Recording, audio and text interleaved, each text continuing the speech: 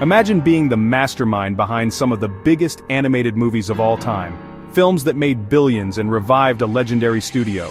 Now imagine getting fired for asking for what you're owed. That's exactly what happened to Jeffrey Katzenberg. Disney betrayed him, and he didn't just walk away. He built an empire to get even. This is the story of ambition, betrayal, and one of the greatest corporate revenge arcs in Hollywood history. Buckle up, because we're diving deep into how Jeffrey Katzenberg turned Disney's biggest mistake into his ultimate triumph, and what he's up to today. Let's set the stage. It's the 1980s and the Walt Disney Company is in trouble.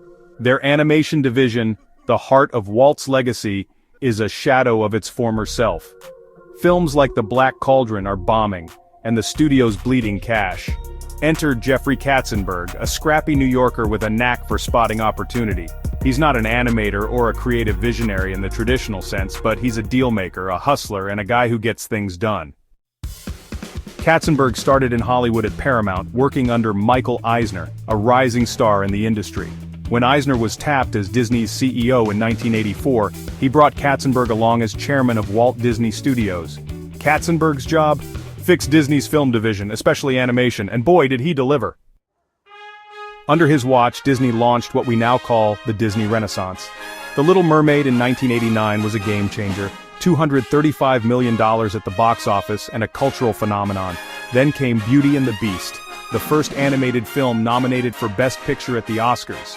Aladdin grossed over $500 million worldwide, and The Lion King in 1994 became the highest-grossing animated film ever at the time, pulling in nearly $1 billion. Katzenberg wasn't drawing these films himself, but he was the guy greenlighting projects, pushing for catchy songs, star-studded casts, and tight budgets. He slashed costs, demanded efficiency, and made Disney animation profitable again. By the early 90s, Disney's stock was soaring, theme parks were booming, and Katzenberg was seen as the architect of it all. He was the golden boy. But not everyone saw it that way. Now here's where things get messy. By 1994, Jeffrey Katzenberg wasn't just a key player. He felt he was indispensable. He'd been at Disney for a decade, turning a struggling studio into a juggernaut. But there was one problem: his boss, Michael Eisner. Eisner was a brilliant but controlling CEO, and he didn't like sharing the spotlight. Katzenberg, though, wasn't shy about taking credit. He believed he deserved a bigger role. Specifically the presidency of Disney, a role held by Frank Wells, Eisner's trusted number two. Wells was the glue that kept Disney's leadership together, balancing Eisner's ego and Katzenberg's ambition. But in April 1994, tragedy struck. Frank Wells died in a helicopter crash, leaving the presidency vacant. Katzenberg saw his chance. He'd been promised, verbally he claimed, that he'd be next in line if Wells ever left. So he went to Eisner and demanded the promotion. Bad move. Eisner was grieving Wells's death, recovering from heart surgery and facing pressure from Disney's board, including Roy E. Disney, Walt's nephew, who reportedly despised Katzenberg. Roy saw him as an outsider, too brash and self-serving for the Disney legacy. Eisner didn't just say no. He humiliated Katzenberg. He refused the promotion and by August 1994, forced Katzenberg to resign. The official story was that Katzenberg left, but let's be real. He was fired. Publicly. Painfully.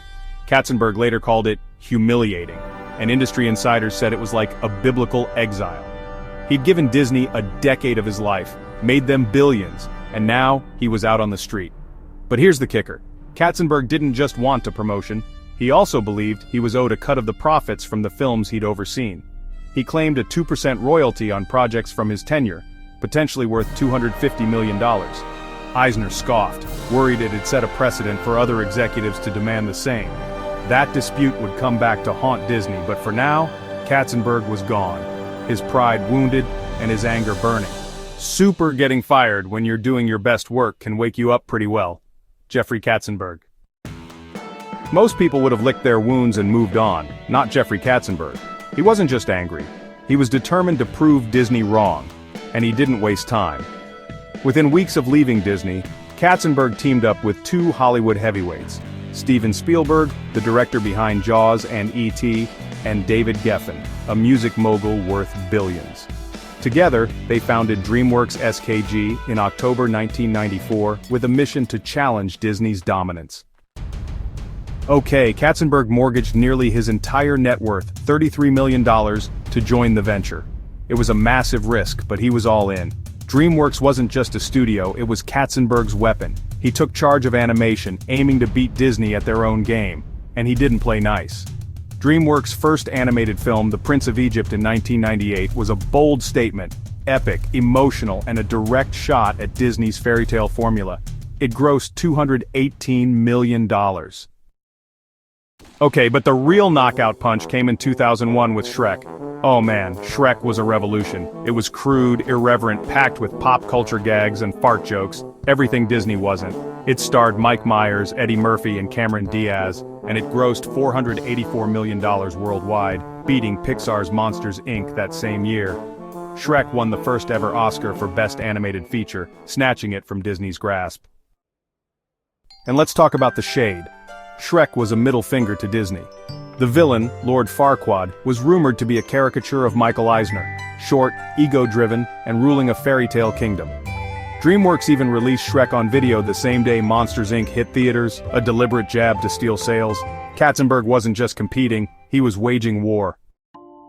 Then, there was Ants, in 1998, rushed out to beat Pixar's A Bug's Life to theaters by 6 weeks. Pixar's John Lasseter accused Katzenberg of stealing the idea from Disney-Pixar meetings he'd attended. True or not, it showed Katzenberg's ruthlessness. DreamWorks kept swinging with hits like Madagascar, Kung Fu Panda, and How to Train Your Dragon, building a library that rivaled Disney's. By 2004, DreamWorks Animation went public, and by 2016, its films had grossed over $14 billion worldwide. Katzenberg had built a $3.8 billion empire. Oh, and that $250 million he wanted from Disney? He sued them in 1996 for breach of contract, claiming his royalties. In 1999, Disney settled out of court for an estimated $250 to $270 million. Katzenberg didn't just get even, he got paid. So, did Katzenberg's revenge work? On paper, absolutely.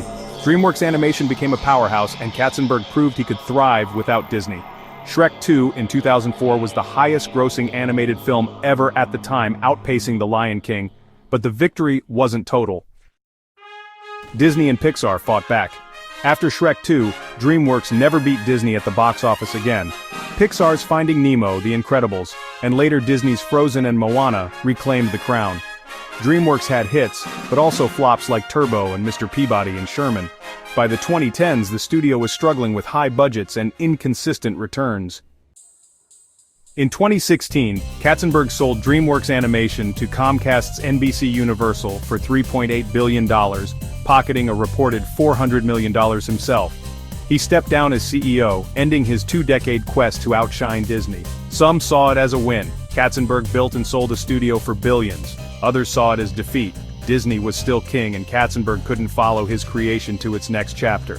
What's undeniable is that Katzenberg changed animation forever. DreamWorks brought a fresh style, edgy, modern, and unafraid to poke fun at Disney's tropes. Without Katzenberg, we might not have the diverse animated landscape we do today. So what's Jeffrey Katzenberg up to in 2025? He's not slowing down, that's for sure. After selling DreamWorks, Katzenberg pivoted to tech. In 2017, he founded Wynand Co., a venture capital firm investing in digital media and tech startups like Axios and Whistle Sports. He's betting big on the future of entertainment, focusing on how we consume content in a streaming, mobile world. His biggest swing was Quibi, a mobile streaming platform launched in 2020 with Meg Whitman, former eBay CEO. Quibi promised quick bites of premium content, 10-minute episodes for your phone. Katzenberg raised $1.8 billion from investors like Disney and Sony, but it was a disaster. Quibi shut down just 6 months later, losing $1.35 billion. Why? Bad timing, launching during a pandemic when people were glued to Netflix, and a concept that didn't click. Katzenberg called it his biggest professional failure, but he shrugged it off, saying he's used to taking risks. Today at 74, Katzenberg's still active with Wynand Co., hunting for the next big thing in tech. He's also a major philanthropist, donating millions to Boston University, USC's animation school, and charities like the Motion Picture and Television Fund. Politically, he's a heavyweight, raising millions for Democrats like Barack Obama and Hillary Clinton. He's on boards for Cedars-Sinai Medical Center, the Michael J. Fox Foundation, and more. Katzenberg's not in the animation game anymore, but his legacy lives on. Every time you watch Shrek or Kung Fu Panda, you're seeing his fingerprints, a reminder that even when you're kicked out, you can build something that lasts. Jeffrey Katzenberg's story isn't just about revenge, it's about resilience. Disney tried to bury him, but he built DreamWorks and changed Hollywood forever. What do you think? Was Katzenberg a hero for challenging Disney, or did his ego drive his downfall? Drop your thoughts in the comments below, and let's keep this conversation going. If you love this deep dive, hit that like button, subscribe, and ring the bell for more stories about the battles that shape entertainment. Want another Hollywood saga? Tell me who we should cover next. Thanks for watching, and I'll see you in the next one. End screen.